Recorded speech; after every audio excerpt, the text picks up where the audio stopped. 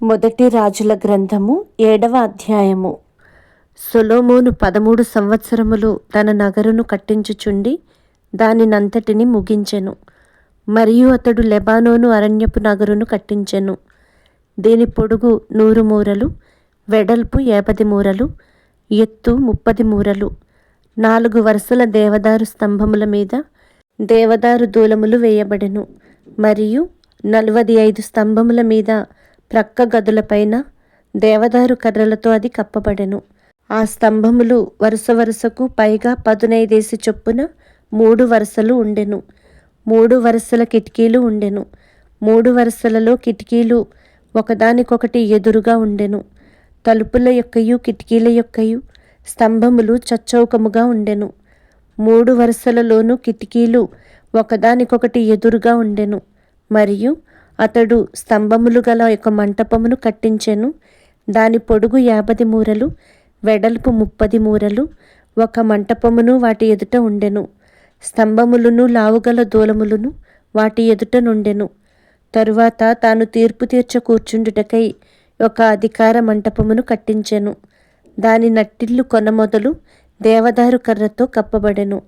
లోపలి ఆవరణములో తన నివాసపు ఇంటిని ఆ విధముగానే కట్టించెను. మరియు సొలొమోను తాను వివాహమైన ఫరో కుమార్తెకు ఈ మంటపము వంటి ఒక నగరును కట్టించెను.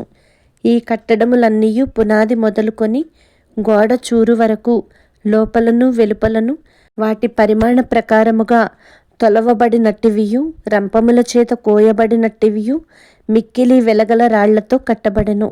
ఈ ప్రకారమే గొప్ప ఆవరణపు వైపుననున్న వెలుపలి భాగమును ఉండెను. దాని పునాది 10 మూరలు గల మిక్కిలి వెలగల పెద్ద రాళ్లతో కట్టబడెను. పైతట్టున పరిమాణ ప్రకారముగా చెక్కబడిన మిక్కిలి వెలగల రాళ్లను దేవదారు కర్రలను కలవు. గొప్ప ఆవరణమునకు చుట్టూను 3 వరుసలు చెక్కిన రాళ్లను, 1 వరుస దేవదారు దూలములను కలవు. యెహోవా మందిరములోని ఆవరణము కట్టబడిన రీతినే ఆ మందిరపు మంటపమును కట్టబడెను. రాజైన సొలొమోను తూరు పట్టణములో నుండి హీరామును పిలువనంపించెను. ఇతడు నఫ్తాలి గోత్రపు విధవరాలి కుమారుడై ఉండెను. ఇతని తండ్రి తూరు పట్టణపు వాడగు ఇత్తడి పనివాడు. ఈ హీరాము పూర్ణ ప్రజ్ఞగల బుద్ధిమంతుడును, ఇత్తడితో చేయు సమస్తమైన పనులలోనూ బహు చమత్కారపు పనివాడునై ఉండెను. అతడు సొలొమోను నొద్దకు వచ్చి అతని పని అంతయు చేసెను. ఏమనగా అతడు 2 ఇత్తడి స్తంభములు పోతపోసెను. ఒక్కొక్క స్తంభము 18 మూరల నిడివి గలది, ఒక్కొక్కటి 12 మూరల కైవారము గలది. మరియు స్తంభముల మీద ఉంచుటకై ఇత్తడితో 2 పీటలు పోతపోసెను. ఒక పీట యొక్క ఎత్తు 5 మూరలు, రెండవ పీట యొక్క ఎత్తు 5 మూరలు. మరియు స్తంభముల మీదనున్న పీటలకు అల్లిక పని వంటి పనియు, గొలుసు పని దండలను చేయబడెను. అవి పీటకు 7 కలిగి ఉండెను. ఈలాగున అతడు స్తంభములను చేసి మీది పీటలను కప్పుటకు చుట్టూను అల్లిక పని 2 వరుసలు దానిమ్మ పండ్లతో చేసెను. ఈ ప్రకారముగా అతడు 2వ పీటకును చేసెను. మరియు స్తంభముల మీది పీటలు 4 మూరల మట్టుకు తామర పుష్పము వంటి పనిగలవై ఉండెను. మరియు 2 స్తంభముల మీదనున్న పీటల మీది అల్లిక పని దగ్గరనున్న ఉబ్బెత్తుకు పైగా దానిమ్మ పండ్లుండెను. 200 దానిమ్మ పండ్లు ఆ పీట మీద వరుస వరుసలుగా చుట్టూ నుండెను. ఈ స్తంభములను అతడు పరిశుద్ధ స్థలపు మంటపములో ఎత్తించెను. కుడిపార్శ్వపు స్తంభమును ఎత్తి దానికి యాకీను అను పేరు పెట్టెను. ఎడమ పార్శ్వపు స్తంభమును ఎత్తి దానికి బోయజు అను పేరు పెట్టెను. ఈ స్తంభముల మీద తామర పుష్పముల వంటి పనియుండెను. ఈలాగున స్తంభముల యొక్క పని సమాప్తమాయెను. మరియు అతడు పోత పనితో ఒక సముద్రమును చేసెను. అది ఈ తట్టు పై అంచు మొదలుకొని ఆ తట్టు పై అంచు వరకు 10 మూరలు. అది 5 మూరల ఎత్తుగలదై గుండ్రముగా ఉండెను. దాని కైవారము 30 మూరలు. దాని పై అంచునకు క్రింద చుట్టూను గుబ్బలుండెను. మూరకు 10 గుబ్బల చొప్పున ఆ గుబ్బలు సముద్రము చుట్టూను ఆవరించి ఉండెను. అది పోతపోయబడినప్పుడు ఆ గుబ్బలు 2 వరుసలుగా పోతపోయబడెను. అది 12 ఎడ్ల మీద నిలువబడి ఉండెను. వీటిలో 3 ఉత్తర దిక్కును, 3 పడమర దిక్కును, 3 దక్షిణ దిక్కును, 3 తూర్పు దిక్కును చూచుచుండెను. వీటి మీద ఆ సముద్రము ఎత్తబడి ఉండెను.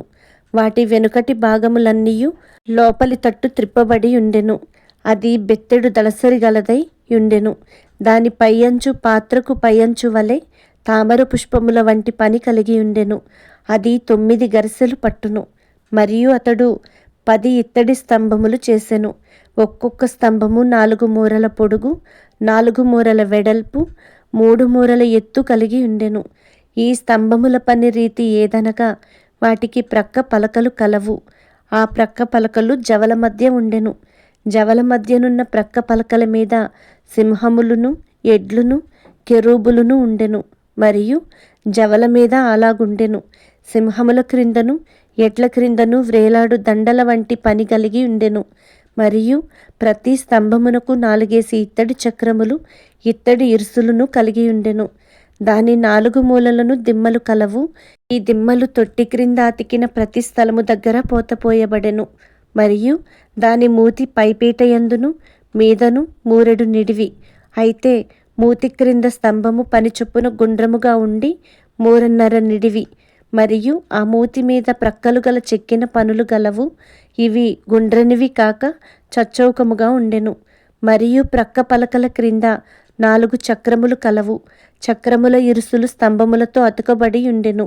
ఒక్కొక్క చక్రము 3.5 నిడివి గలదై ఉండెను. ఈ చక్రముల పని రథచక్రముల పని వలె ఉండెను. వాటి ఇరుసులను, అడ్డలును, పూటీలును, ఆకులును పోత పనివై ఉండెను. ఒక్కొక్క స్తంభపు 4 మూలలను 4 దిమ్మలు కలవు. ఈ దిమ్మలను స్తంభమును ఏకాండముగా ఉండెను. మరియు స్తంభమును పైన చుట్టూను జానెడు ఎత్తుగల గుండ్రని బొద్దు కలిగి ఉండెను. మరియు స్తంభమును పైనున్న జవలును ప్రక్క పలకలును దానితో ఏకాండముగా ఉండెను. దాని జవల పలకల మీదను దాని ప్రక్క పలకల మీదను అతడు కెరూబులను, సింహములను, తమాల వృక్షములను ఒక్కొక్క దాని చోటును బట్టి చుట్టూను దండలతో వాటిని చెక్కెను. ఈ ప్రకారము అతడు 10 స్తంభములను చేసెను. అన్నిటి పోతయును, పరిమాణమును, రూపమును ఏకరీతిగా ఉండెను. తరువాత అతడు 10 ఇత్తడి తొట్లను చేసెను. ప్రతి తొట్టి 720 తూములు పట్టునది. ఒక్కొక్క తొట్టి 4 మూరలు. ఒక్కొక్క స్తంభము మీద ఒక్కొక్క తొట్టి పెట్టబడెను.